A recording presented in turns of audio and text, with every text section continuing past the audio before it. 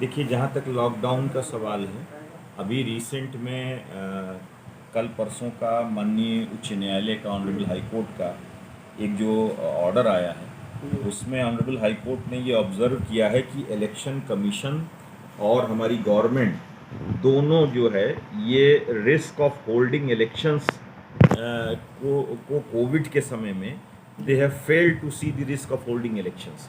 और election commission और government के इस गलत डिसीजन की वजह से ही हमारे गांव में इस बार कोविड पूरी तरह से फैल चुका है।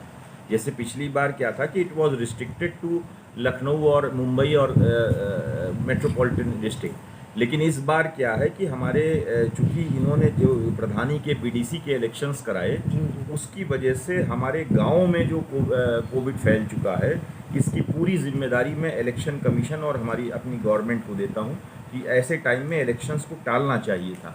और दूसरी चीज़ ये है कि जो डोर टू डोर वैक्सीनेशन का हमारा प्रोग्राम था, उसी से हम जानों को बचा सकते थे, लेकिन यहाँ वैक्सीन की शॉर्टेज हो रही है। तो निश्चित रूप से हमारे प्रधानमंत्री जी को, हमारे चीफ मिनिस्टर साहब को इस संबंध में तुरंत कोई स्ट्रेटजी लेनी पड़ेगी कि हम कैसे अपने गांव तक, अपने शहरों तक डोर टू डोर वैक्सीनेशन पहुंचा सकें और वैक्सीनेशन को पूरी तरह से हम पहुंचा सकें। जी, सोमवार सुबह तक के लिए लॉकडाउन अभी तक लगाया गया है। जी, आगे बढ़ाया जाए कि नहीं? संक्रमण हालांकि कुछ कम हुआ है। देखिए, संक्रमण कम हुआ है, लेकिन अब मैंने जो कहा कि जो हमारे गांव में संक्रमण फैला है, दैट इज़ वेरी अलार्मिंग। एक गलती इलेक्शन कमीशन और गवर्नमेंट कर चुका है जिसको हम भोग रहे हैं।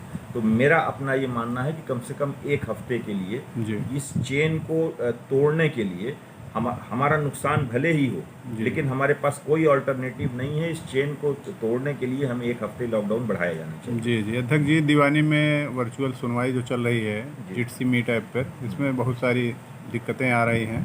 हालांकि सोमवार से जिला जज ने निर्देश दिया है कि 4 जज सुनवाई करेंगे समय बदल कर, लेकिन अब भी अधिवक्ता उससे संतुष्ट नहीं है। इस बारे में क्या कहेंगे? देखिए, मैं जिला जज साहब के निर्णय का सम्मान रखते हुए ये जरूर कहना चाहूँगा कि आप चाहे 4 जज बैठा लें, चाहे 6 जज बैठा लें, जो नेटवर्क प्रॉब्लम है कि ना जजेस की आवाज़ अधिवक्ताओं को क्लियर आ रही है, ना अधिवक्ताओं की आवाज़ जजेस को सुनाई पड़ रही है। जी तो हम मियर फॉर्मेलिटी कर रहे हैं वर्चुअल कोर्ट के नाम पर। जी तो ये हम चाहे 2 जजेस बैठाएं, चाहे 4 जजेस बैठाएं, जी इससे जो टेक्निकल प्रॉब्लम है, ये it is not going to be solve. जी जी तो दूसरी चीज़ मैं ये कहूँगा कि ये हम अधिवक्ताओं को भी एक जनरल अवेयरनेस करनी पड़ेगी कि जब हम वर्चुअल कोर्ट पे बहस करते हैं, तो सारे अधिवक्ता अपने स्पीकर को ऑन रखते हैं, जी जबकि उसमें नियम ये है कि केवल जिसकी पुकार हो वही अपने स्पीकर को ऑन करे और बाकी सारे अधिवक्ता अपने स्पीकर को बंद रखें। बतौर